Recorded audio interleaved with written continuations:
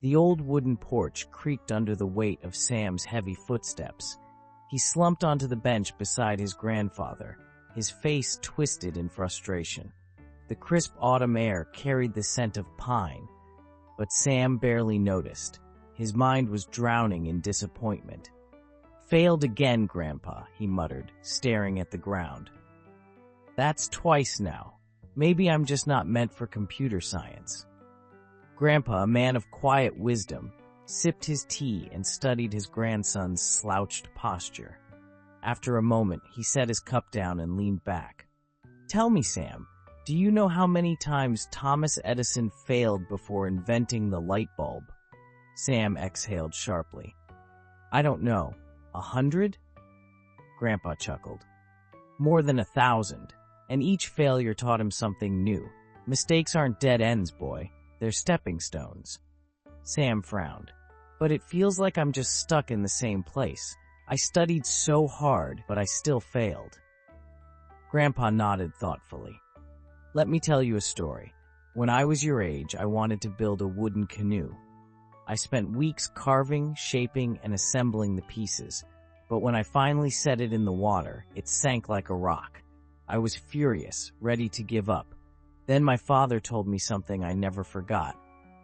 The wood isn't the problem. Your understanding of it is." Sam raised an eyebrow. "So what did you do?" "I studied the wood, learned about its weight, how it absorbs water, and how to balance the structure. My second canoe floated, but barely. My third one, it glided over the river like a dream." Sam sighed. "But that's different. You were working with your hands. I'm stuck with programming errors and exams I can't seem to pass." Grandpa tapped his temple. "Doesn't matter if it's wood or code, learning works the same way. What exactly went wrong in your exam?" Sam hesitated. "I guess I focused too much on memorizing theory, but struggled with practical coding questions."